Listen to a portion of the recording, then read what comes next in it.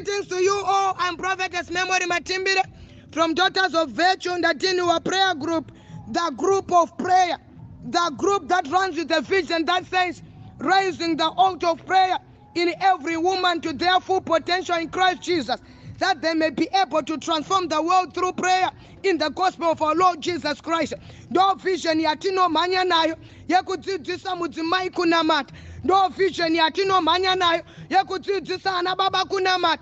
No vision yatino manya nayo yatiri kuti nyika ngaidzokere pamabvi. No vision yatiri kumanya nayo yatiri kuti kudenga kune munhu anonzwa kana tikanamata ariko Jehovha anopindura minamato. Kune munhu anofanira kudzokera pamabvi otanga kutaura nedenga. Takamboita masituation atakaenda kunoudza vanhu, takamboita masituation atakaenda kunoudza n'anga, takamboita masituation atakada kurwirwa nevanhu, asi season yatiri tasumuka nevision yatiri kuti mudzimai dzokera pamabvi, taura naMwari wako wega, dzokera pamabvi, build your own relationship naMwari wako uri wega, dzokera pamabvi, develop your own prayer life that will change your life. Raise the altar of prayer in you as an individual. Tauya kuzoencourage nekusumudza madzimai kuti prayer inoshanda. Tauya kuzoencourage nekusumudza Zimbabwe kuti munamato unoshanda. Genesis chapter number 38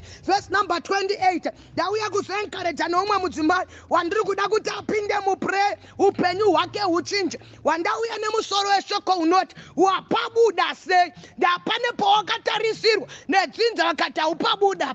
Pane pawakatarisirwa nedzinza vakati haachate. Pane pawakatarisirwa nedzinza akanzi haidhiraivhe. Pane paakatarisirwa nedzinza akanzi haparidze. Pane paakatarisirwa nedzinza uchitanga chechi zvikanzi hakuna kwakanosvika kachecha. Pane pawakaisirwa miganhu nevanhu zvikanzi anobata mari inosvika $100 haadarike ipapo. Asi ndauya nemusoro weshoko wandauya kuzotaura nekukuencourage kuti pane paakunosvika nyika kuti igokubvunza kuti wapabuda sei, nekuti pana ana amai vari kuenda muprayer voropafadzwa nemota. Pana ana amai vari kuenda kuprayer vangava angomwa vana hana vakarekare, but pavanopinda muprayer vari kupuhwana same. Pane vanhu vandauya kuzoencourage vari kupinda muprayer vodzoka vaine maresults, vodzoka vaine maansa. Nyika yakatarisa inobvunza kuti wapabuda sei,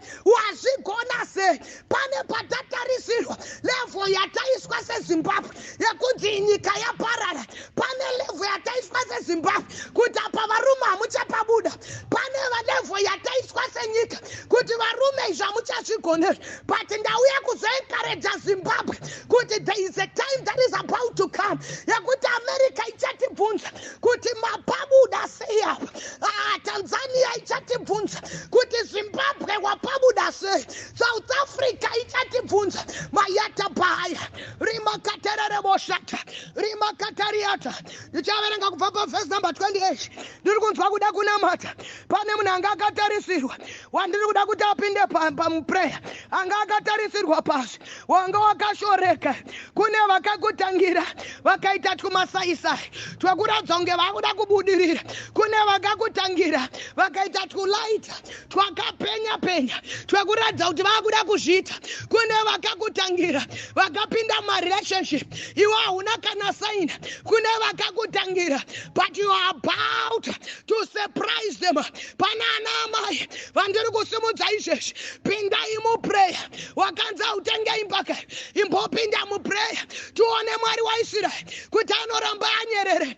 Imboenda pamabvi tione Mwari waIsraeri kuti haazvigoneri. Pana ana amai vandauya kuzosurprise mandera boshita maha rimakatarere boshata kuti kana wapinda muprayer pane zvinoitika. Genesis chapter 38 from verse number 28. The Bible reads, and so it was when she was giving birth that one put out his hand. Now to take note of that.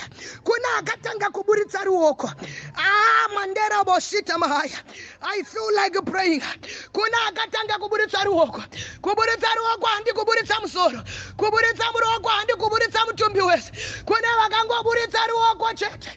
Usafunditsirwa na izvozvo. Avasati vaburitsa mutumbi wese. Ndina vanhu here vandiri kuparitsira.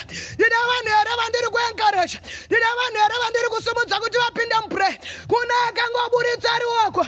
Amai musafunditsirwa na izvozvo. Kuna akangoburitsa ruoko. Baba musafunditsirwa na izvozvo. Aripo Jehovha anogona kuvasurprise. Ivavo vakanga vaburitsa ruoko. Ivavo pamberi pavo. Manderararara boshita maha. Rimakatariatera. Manderarara boshita mahaya.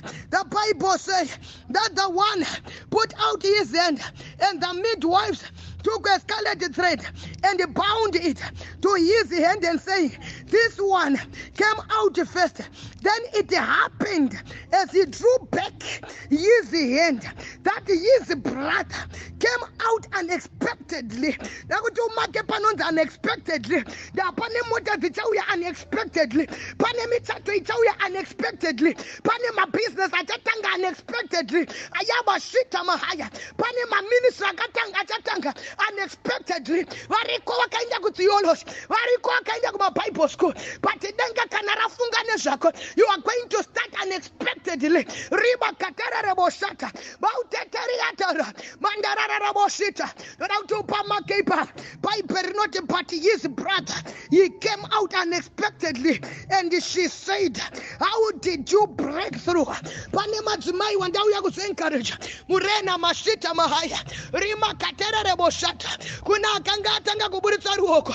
Nyika ikapembera. Ikati avandu vakakodzera kuchatirwa nevana. Ikati avandu vakakodzera kurorerwa vana. Ikati avandu vakakodzera kuendesa vana kumadiaspora. Vakanga vaburitsa ruoko chete. Vakaiswa mascarlet coat. Zvikanzi ava ndo vanoratidza kuti ndo vachava vepamberi. Mayebrashata mahaya. Asi ndinofarira Mwari waIsraeri. Ndinofarira Mwari warudzi rwaJudha. Ndinofarira Mwari wa Perez. Bhaibheri rangu rinota akanga aburitsa ruoko anozomborudzorera mukati. Time yaanodzorera ayabashita mahaya. Rimakatariatara. Bhaibheri rinota the brother akanga ari wekumashure anobuda zvakanga zvisina kutarisirwa. Eraboshita mahaya. Kune vakanga vasina kutarisirwa kuti vanochata gore rino. Kune vakanga vasina kutarisirwa kuti vanoroorwa gore rino. Kune vakanga vasina kutarisirwa kuti vanoenda America gore rino. Kune vakanga vasina kutarisirwa kuti ministry inokura gore rino. But kuna Mwari warudzi rweKwaPerez. Pana amai vandauya kusencourage. Pindai muprayer. Kuna Mwari warudzi rweKwaPerez. Kuna Jehovha warudzi rweKwaPerez anovhurira masuwa kune vekumashure vakanga vasiri kutarisirwa. Ndo vanotanga kubuda. Zvakashamisa manese vanoti wapabuda sei. Kuna atanga kuburitsa ruoko. Watasungirira dhende.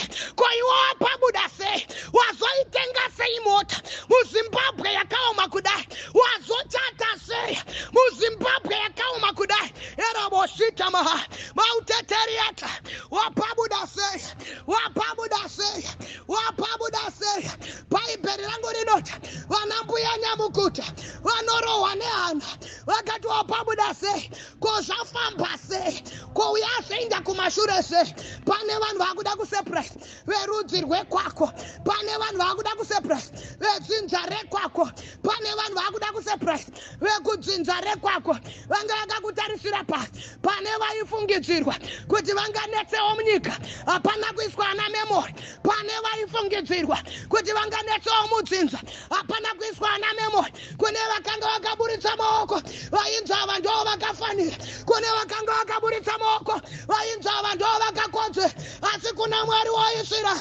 Kuna Mwari anovhura masuo. Kuna Mwari waIsraeri. tarisira kuna mwari wenyasha anoburitsa Perez pasiri kufanira kubuda, anoburitsa Perez pasina mavhore, pasina masuwa, kuna anoburitsa Perez materaboshita bauteteriata panana amai vandoda kuencourage pindai muprayer. Pane mwana wako akunoita breakthrough, pane murume wako akunoita breakthrough, pane kereke yakunoita breakthrough, pane business rakunoita breakthrough. Ndiri kuinzwa nyika yakuzouya kuzobvunza wapafura sei, wapadarika sei, how to do breakthrough, wafura sei. Naiwe Moses wapabuda sei pakuuraiwa kwevanakomana munomundichipita koiwararama sei. Naiwe Moses wapunyuka sei, wapabuda sei nemavavirwa ari kuita Faro akuti mwanakomana wese ari kumonyorora mutsipa. Iwe Moses iwe wapabuda sei. Ndine vanhu here vari kupinda muprayer watanga kunamata mandera boshita mautateriata rima kataraboha ari kuti mwari we ndanga ndakatarisirwa kumashure kune vakatanga kuburitsa maoko, asi ndiri kuda nyasha dzerudzi rwekwa Perez, ndiri kuda zodzo yerudzi rwekwa Perez. Varipo here manskatani ribroshatamaha rimakatararabosha vari kuti mwari we handina tarisiro yekusvika kuAmerica ende handisina tarisiro yekusvika kuSouth Africa. Kune vakaburitsa ruoko, kune vakaburitsa ruoko, asi nyasha dzamakaisa pana Perez tiiseiwo pandiri reketserai nyasha mandera boshita. Ndauya kusencourage vana vanamai vana baba, pindai muprayer. You are about to break forth, you are about to break forth. Pane pawakunobuda pawanga usina kutarisira paibheri rangu rino Jesu anobuda pabwiro panga pakavharwa nezidombo. Wapabuda sei daiwe Jesu mupiro umba wamubuda sei ayeta bahaya.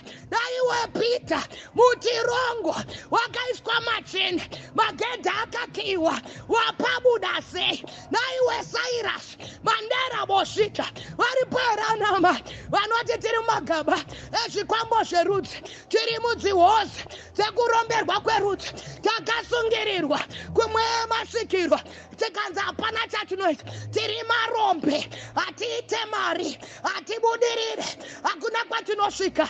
Aripo here ari kuti prophet ndiri kuda kusurprise dzinza rigozondibvunza kuti muhari muya wakamubuda sei. Ndiri kuda kusurprise dzinza kuti pachikwambo chiya wakapukunyuka sei, paikonomi yenyika yanga ichivava kudaro wapukunyuka sei. Ndiri kuda anamai vanopinda muprayer. Ndauya kuzoencourage musi weTuesday ndenge ndiri kumaronde wapabuda sei. Musi weWednesday paGlenora Mountain wapabuda sei. Musi weFriday kugomo reBulawayo wapabuda sei. See you there. Power of prayer. Atisi kumira Zimbabwe prayer.